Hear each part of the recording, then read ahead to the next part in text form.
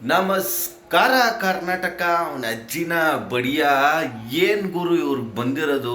ಅಲ್ಲ ಗುರು, ಕೊಹ್ಲಿ ಬಿಟ್ರೆ ಅವನ ಅಜ್ಜಿ ಯಾವನು ಆಡ್ತಾ ಇಲ್ವಲ್ಲ ಗುರು. ಏನ್ ಕೊಹ್ಲಿಗೆ ಬರ್ತ್ ಕೊಟ್ಬಿಟ್ಟು 20 ಓವರ್ವರೆಗೂ ಆ ಸ್ಕ್ರೀಸಲ್ಲಿ ನಿಂತ್ಕೊಂಡು ಒಬ್ಬ ಆಡಬೇಕು ಅಂದರೆ ಬೇಜಾರಾಗಲ್ವ ಗುರು. ಇವ್ರಿಗೆಲ್ಲ ಇಷ್ಟು ದುಡ್ಡು ಕೊಟ್ಬಿಟ್ಟು ನಮ್ಮನ್ನು ತಗೊಂಡು ಏನು ಗುರು ಪ್ರಯೋಜನ. ಆ ಡೂಪ್ಲೆಸರ್ ಸ್ಲೋ ಬಾಲ್ನ ಬ್ಯಾಕ್ ಸೈಡ್ ಹೊಡಿತಾನೆ, ಆ ಚಿಕ್ಕ ಮಕ್ಕಳು ಥರ ಕ್ಯಾಚ್ ಕೊಟ್ಬಿಟ್ಟು ಹೋಗ್ತಾನೆ.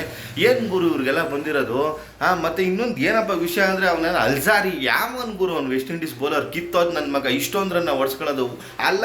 ನರೇನ್ಗೆ ಯಾರ್ಕಾರ ಬಾಲ್ ಹಾಕಿದ್ರೆ ತಡಬಡಾಯಿಸಿ ಬೋಲ್ಡ್ ಆಗ್ಬಿಟ್ಟು ಹೋಗ್ತಾನೆ. ಹೋಗಿ ಎಲ್ಲ ಮಿಡಲ್ ಪಿಚ್ ಹಾಕೊಂಡು ಸಾಯ್ತಾರೆ. ಹಂಗೆ ನಾಯಿ ಹೊಡ್ದಂಗೆ ಹೊಡೆದ ಅವನು. ನಾಚಿಕೆ ಮಾನ ಮರ್ಯಾದೆ ಏನಿಲ್ವ ಗುರು. ಇವ್ರೇನು ಕ್ರಿಕೆಟ್ ಆಡಕ್ಕೆ ಬಂದವರ ಇಲ್ಲ ಗಲ್ಲಿ ಕ್ರಿಕೆಟ್ ಆಡಕ್ಕೆ ಬಂದವರ ಗುರು. ಅಷ್ಟು ಫ್ಯಾನ್ಸ್ ಹೋಗಿರ್ತಾರೆ. ಹೆಂಗೆ ಆಡಬೇಕು ಹುಮ್ಮಸ್ಸೇ ಇಲ್ಲ ಗುರು. ಅಲ್ಲ ಸ್ಕೋರ್ ಹೊಡಿಯೋದ್ರಲ್ಲೂ ಕೊಹ್ಲಿ ಬಿಟ್ಟರೆ ಬೇರೆ ಯಾರು ಗಟ್ಟಿನೇ ಇಲ್ಲ. ಒಟ್ಟಿನಲ್ಲಿ ಎಲ್ಲರೂ ಬಂದ್ಬಿಟ್ಟು ಕೊಹ್ಲಿನೇ ಹಿಡ್ಕೊಂಬಿಡ್ಬೇಕು. ಕೊಹ್ಲಿ ಒಬ್ಬನೇ, ಬೇರೆ ಯಾರು ಇಲ್ಲ ಗುರು. ಏನು ಗುರು ಬಂದಿರೋದು ಬರಬಾರ್ದು. ಮತ್ತು ಇವತ್ತು ನನಗಂತೂ ಮ್ಯಾಚ್ ನೋಡ್ಬಿಟ್ಟೆ ಅರ್ಧ ಬೇಜಾರಾಗೋಯ್ತು ಗುರು. ಎಷ್ಟು ಸಪೋರ್ಟರ್ಸು ಏನು ಮಾತಾಡಬೇಕು ಅಂತಲೇ ಗೊತ್ತಾಗಲ್ಲ, ಅಷ್ಟು ತಲೆ ಕೆಟ್ಟೋಗಿದೆ ನನಗಂತೂ. ಒಟ್ಟಿನಲ್ಲಿ KKR ಮೇಲೆ 2015ರಿಂದ ಗೆದ್ದೇ ಇಲ್ಲ. ಕೊನೆಗೂ ಈ ಮ್ಯಾಚು ಗೆಲ್ಲಕ್ಕಾಗಲಿಲ್ಲ.